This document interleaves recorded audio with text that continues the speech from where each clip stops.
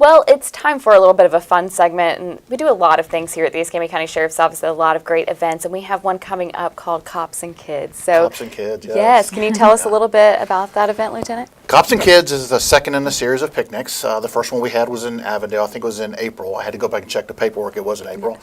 So what we're doing now is we're partnering with the school district, and we're going to have this next one at Helen Caro Elementary School, which is in the southwest area of the county. And what is this event for somebody that's never heard about it or didn't get to attend the one in April? Exactly what it sounds like. It's a picnic. It's with the sheriff's office and law enforcement officers interacting with the community, kids specifically, in a very less formal, a very, picnicky like, if you want to use that word.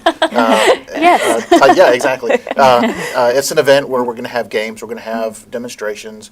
Deputies are going to be out there playing with the kids, and free hamburgers and hot dogs and soft drinks and potato chips. So it's a picnic. So since it's in the fall, and fall just started a couple days ago, we're going to call it a fall festival. So come on out and have a good time. And one of the fun things that you talked about that is going on at this one is the obstacle course. Can you talk about that a little bit? Yeah, this is something new. We didn't have it at the last one. It's going to involve a lot of bales of hay and some fun noodles, and the kids are going to get out of a police car like they're running after a bad guy, and they got to negotiate an obstacle course made out of these items that we're going to have, and at the end of it, they're going to capture the bad guy. So coming out and see if you can capture the bad guy. So, are you going to be a bad guy? Well, if they want me to, yeah, they can. I don't move as fast as I used to, so I'm sure they'll be able to catch me. And we're also going to have the speed throw, the sheriff's office speedball challenge, which pretty much is what it sounds like. They're going to take a baseball, throw it at a net, and we're going to have the radar guns out there like you see on the side of the roads for traffic, and we're going to give them a certificate how fast they can throw a baseball. That's awesome. And there's other things that are going to be out there. The K-9 unit doing demonstrations. Yes, ma'am, absolutely. Yeah. We have the K-9 unit's going to be out there doing their demonstration. We're going to have the mounted unit. The horses are going to be out there. We're going to have Major Hobbs has guaranteed me he's going to have the command bus out there. You heard that, Major Hobbs. Yeah, Major Hobbs, make sure that bus is out there. And then we're going to have the SWAT, the beast, the big black beast is going to be out there. We're going to have the explorers doing the fingerprinting and photographing. It's just going to be a fun time. If you went to the one in Avondale, which was a tremendous success, we actually ran out of some items because we had so many people out there. Yeah. I hope that doesn't happen this time. We're prepared. We ordered twice as much as we had then. Awesome. So, and again, I want to thank the school district for helping us out with this. Mr. Rhodes in Parks and Recreation in the county, he's helping us out with some portable toilets. And the staff there at Helen Caro, they've been just tremendous. So thank you so much. Now, if I'm a parent sitting at home and I'm hearing this, why would I want to bring my child out there? And is it free? And what ages? And it's absolutely free. Yeah. Kids of all ages. We had some infants last time come out, and we just carried them through and walked them through whatever games we can play with them. Mm-hmm. So age isn't an issue. We just want the kids to come out. Hopefully their parents will come out with them, of course. It's more along the lines of a cops and kids interaction in a picnic setting. So I understand it's Saturday. I understand there's a lot of other events happening Saturday. Kids have football, they have soccer or whatever. And of course football, I mean, who doesn't watch football in the South on a Saturday? Right. But it's just something that the kids can do. So bring your kids out, interact with us, we'll have a good time. Is there anything that adults or children need to bring? No, not at all. Just come on out. If you want to bring some lawn chairs, that's fine. Just sit around and let your kids walk around with the deputies and play games with us and do the challenges that we're going to have out there. And like you said, last time was a major turnout. We saw so many people from that neighborhood come through, just walking through, wanted to stop in and say hi. Some didn't even have kids. They just wanted to come in and say hello and see what we were doing. Absolutely. It's a different way to interact with law enforcement other than calling us to your house because somebody has done something terrible to you or to your property. Coming out and talk with us and walk around with us, and of course bring your kids, because that's what we want to do. We want to interact with kids. Most of the guys that's going to be out there is going to be from the school resource officer unit, and they'll all be out there representing every school that we have, middle school and high schools in the district. So yeah, we're looking forward to it. And for more information, who should they contact? They can contact me at area code 850-530-1271. So coming out, it is this Saturday from 10 a.m. to 2. If you're there a little early, that's fine. We're expecting a lot of people. It is within walking distance from a lot of places out there.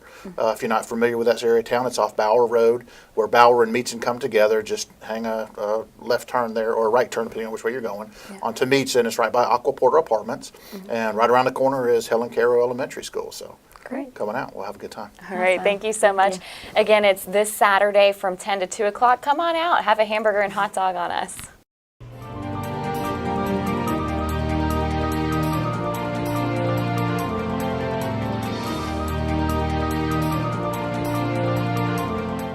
I'm Escambia County Sheriff David Morgan, and thank you for watching Ask the Sheriff.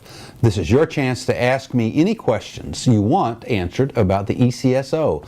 Our team hits the streets again, and here are some of the questions you asked.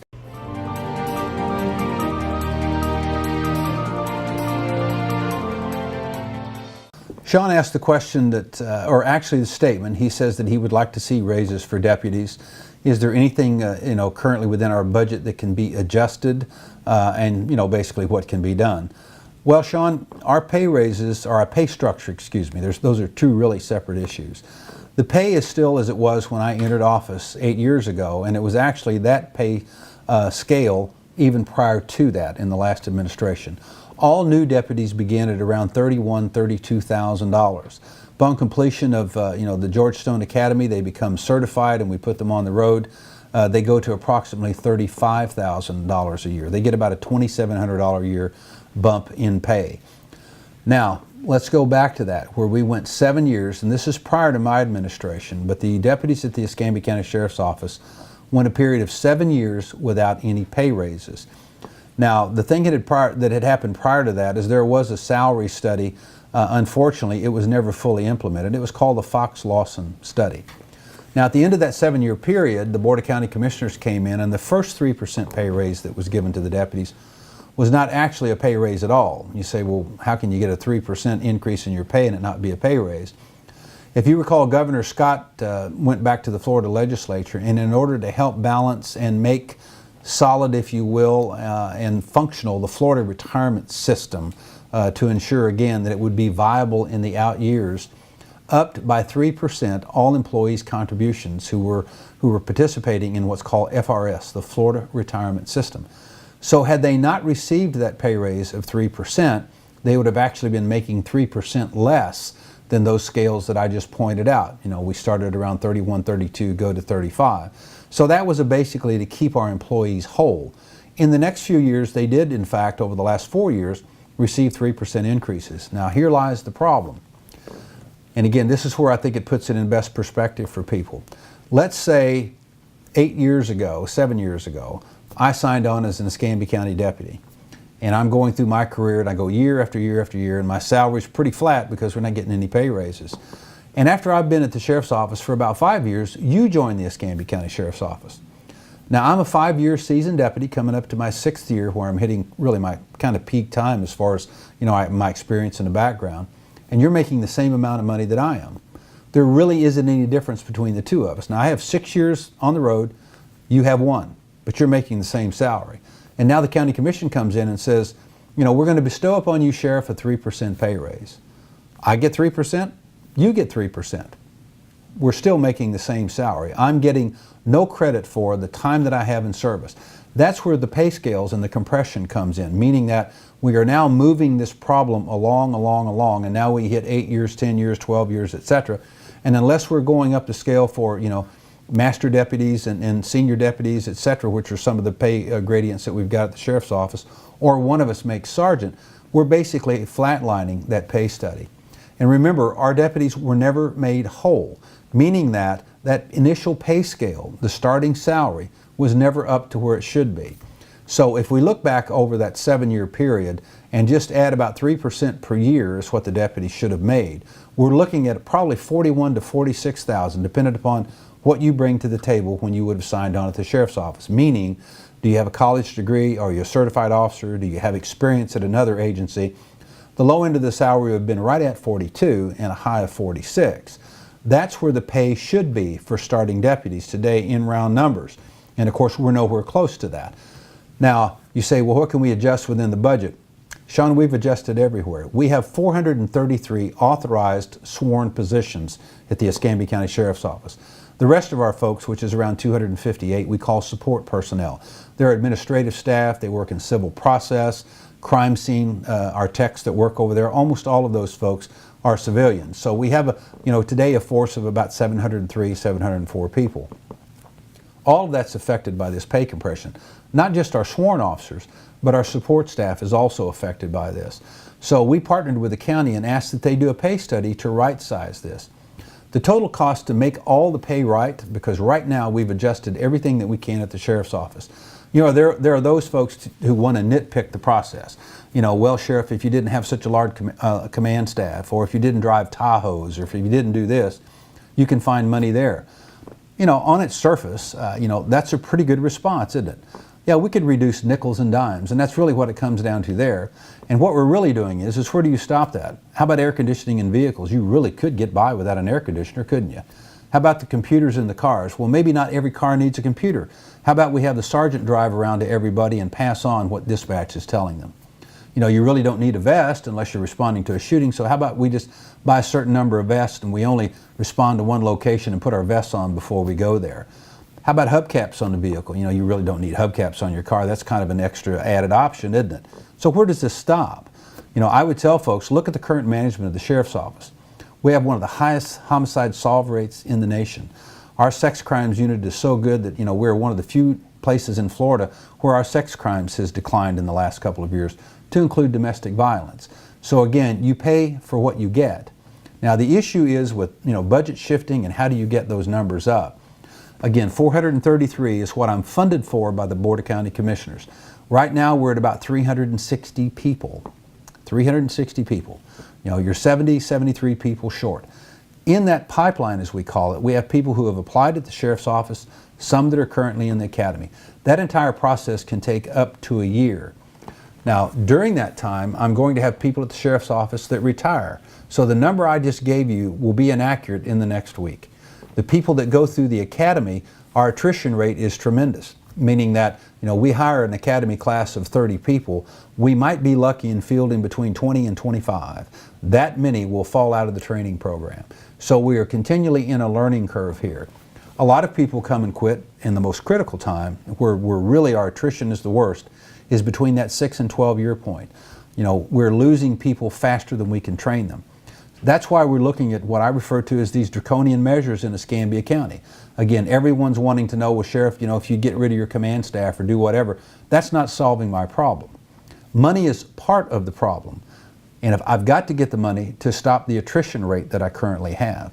But right now, we're short of officers on the street. And so that's why we're looking at non-critical functions, doing away with them.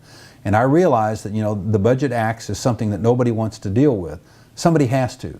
You can't deficit spend in the state of Florida. It's against Florida statute. I can't have a budget of, say, $1,000 and spend $1,001. That violates the law in Florida. I have to spend under that number. My problem is money, getting and recruiting and retaining deputies, and contending with the attrition. This has been building now for over 8.5 years since I've been the sheriff. We've addressed this to the Board of County Commissioners annually, every year that I've been in office. And guess what? It's fallen on deaf ears. So if anyone wonders why we're making such a tremendous push here to educate the community as a whole and to bring the county commission to the table to negotiate in good faith, that is why. We're going to be making some extremely difficult decisions in the next couple of months. And rest assured, I'm going to make them.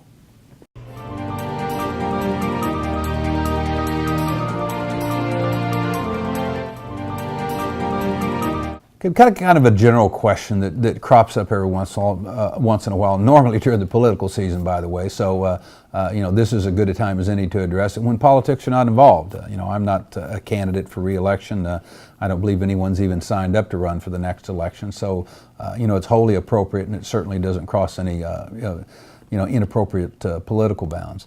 A lot of people are wanting to say, well, people are leaving the Escambia County Sheriff's Office because of morale. Well, morale is one of those kind of nebulous things that's hard to measure, but let me put this to bed. If you believe that to be true, come down and sign up for a ride-along program. Come down and talk to the employees at the Escambia County Sheriff's Office. We certainly have nothing to hide here. Do we have some disgruntled employees? Sure we do. Every organization has those, and I think if you check, probably invariably, they're employees that have either been terminated or have been disciplined, etc. And certainly they're not happy with the organization, and so they're going to be what we refer to as disgruntled employees. But I will tell you that the rank and file are hanging in there with us. Our most recent attrition rates are based solely upon the pay structure. We've had a lot. We do an out briefing or an exit briefing when the employees leave our agency, and we ask for their legitimate, feedback and concerns as to, why have you decided not to stay with the Escambia County Sheriff's Office? I can tell you those officers, and unfortunately many of our seasoned officers, have been very direct with me, saying, Sheriff, I love to work here. I love the Escambia County Sheriff's Office. I like being associated with this Sheriff's Office, but I have a family to consider. And so if I have an opportunity to take a job that pays more, that will provide for our families and provide an adequate standard of living, isn't that why we work? I can tell you when I was in the military, during my military career, we went through some extremely lean times. And I don't care how patriotically motivated you are, you believe in mom, apple pie, and the American flag. If you can't feed your family, you'll find a job where you can. And that's really, in a nutshell, what we're dealing with at the Escambia County Sheriff's Office. Those rank and file officers with years of experience are not being adequately compensated, and so they're going to employment in areas other than here where they will be adequately compensated. It's as simple as that. If you don't believe it, come on down, ride along, talk to the employees at the Escambia County Sheriff's Office.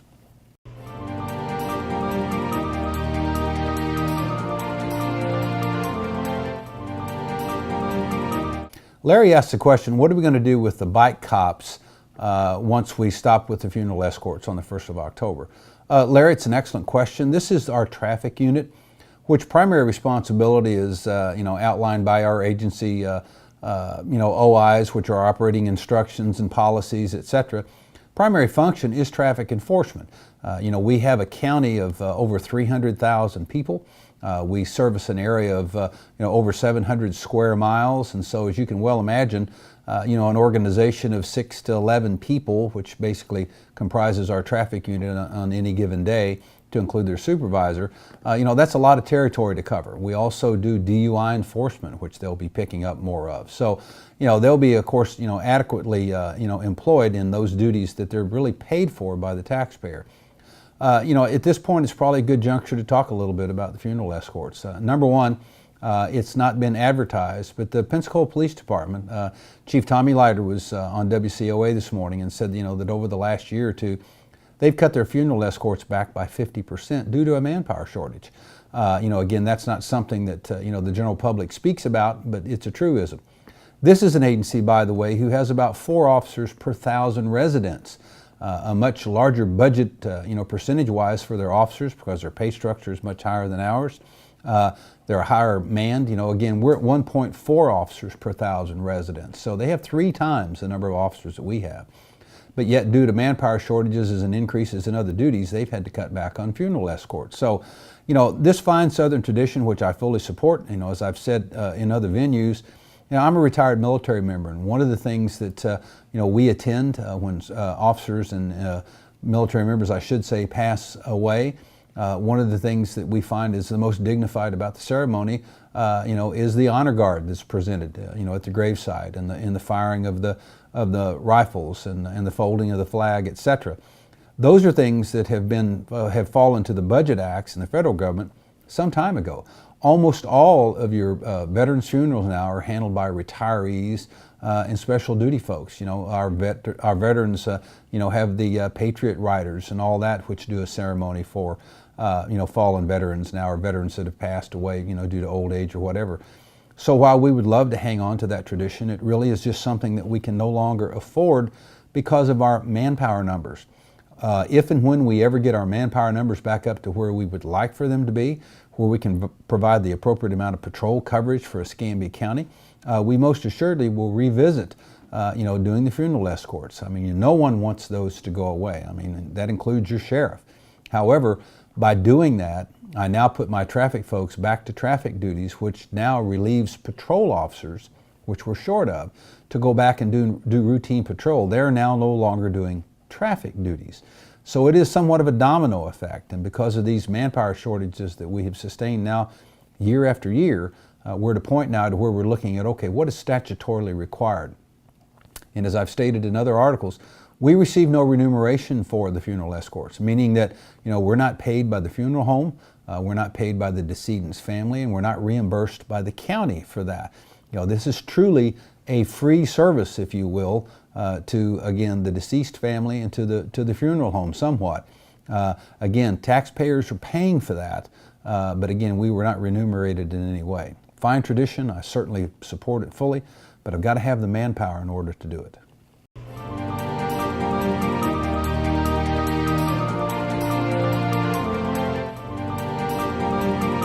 Another kind of a general question is we've received some, inquiries, if you will, from many citizens. And it's an excellent question, by the way, as to, well, Sheriff, what's going away next? You've cut the school resource officer program, almost in half. You've cut court security. We're now not doing funeral escorts. We've stopped the clean sweep operations. That's an excellent question because the next area that we're looking at is the reduction of the number of patrols in certain districts throughout Escambia County. And again, folks, I want to emphasize this is a manpower number. Chief Haynes made a statement in the paper yesterday that was misconstrued by many about the funeral escorts that they're going away forever, and it was misunderstood because people didn't read the entire article. So I'm sure this statement here on this question that I'm going to make is going to be misunderstood too, but we have a requirement, I believe, ethically to answer your questions. What we've tasked Chief Deputy Chip Simmons to do, along with Commander Custer and our other division heads, is to sit and say, okay, we're going to take the crime map of Escambia County. For those of you that don't know, we get monthly crime stats, and we map these, and we call them hot spots. What area in the county has a consistently high rate of crime. And so we focus, more patrols in that area when possible, for specific incidents, but, it's a containment policy at best. It rarely, if ever, truly attacks the crime and eliminates it in areas where you can. So what we're going to do, because the manpower number continues to dwindle, I want to emphasize that. We lost 62 officers last year. At best, we can train 45 in a given academic year, going through the George Stone process. So I'm already approximately, 20 officers down, before I get the first class out. And so again, that problem compounds itself when the recruitment numbers start to drop off, which we've also seen. Why? Because of the lack of starting pay. So what we're looking at is we will be pulling officers from lower crime areas and re-emphasizing and placing them in higher crime areas. And the theory here is to prevent the spread of crime from the high crime areas to the lower crime areas. And so yes, if you live in those districts, which we obviously don't want to advertise it, to the criminal element that we're going to be pulling out of a particular district, because that's a forewarning to them, and now you become a target-rich environment. But yes, some districts in Escambia County will see a lessening of patrol coverage and patrol visibility because those officers will be reassigned from low crime areas to those areas which have higher crime. This will be done statistically. It will be done very methodically. And again, it's the only response that we can make because I can't in good conscience, in the higher crime areas where numbers are dwindling in officers, continue to maintain the same number in crime areas that have low crime. Why? Because it becomes an officer safety issue. Officers are responding to calls without a backup. And so if it's a higher crime area where there's a higher proclivity for the use of firearms, drive-by shootings, etc., they can certainly expect to see probably not a dramatic increase in the number of patrols and officer presence, but a significant increase in that. And again, that will be our approach to that. So it's an excellent question, and the answer is yes. If you live in a low crime area in Escambia County, you will very shortly be seeing a lessening of patrol coverage in that particular area. That will continue until such time as we can, again, get our recruitment and retention up, and that's based solely upon starting salaries in Escambia County. That again is another quite obvious fact that we can't seem to get the county commission to understand. Why? Because we made this statement also, it's been at least a month and a half ago now, that we were sitting and going through each commission district to make that realignment of resources. We invited the Board of County Commissioners. I sent every one of them a text. I also followed it up with a letter to Jack Brown, the county administrator, and to each and every one of the county commissioners.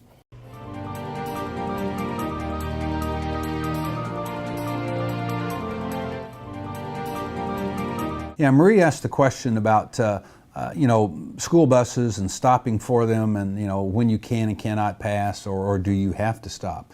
Marie, the short basic answer is if you're in the lane or lanes traveling behind a school bus or approaching a school bus, if it's a 2-lane road or even a 4-lane road that is not physically separated by a median, meaning that there's a grassy area between it or some sort of concrete abutment, all traffic must stop. If you're on a 4-lane or even a 2-lane highway that has a median separation, meaning that you'd have to drive through or down or over some sort of barrier to get to the opposing lane, you're not required to stop. So if you're behind a school bus and they stop, or you're approaching a school bus and they stop and the flag and the stop sign goes out, if you will, everyone has to stop if you're on the same traffic flow as the school bus. If you're separated from that traffic flow, meaning by a physical median, there is no legal requirement for you to stop if you're coming with the traffic flow in the opposite direction. Hopefully that answers your question.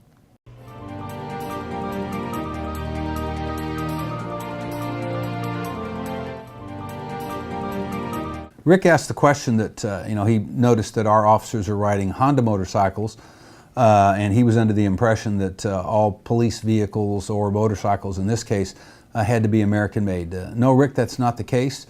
What we do is we go through a state vendor.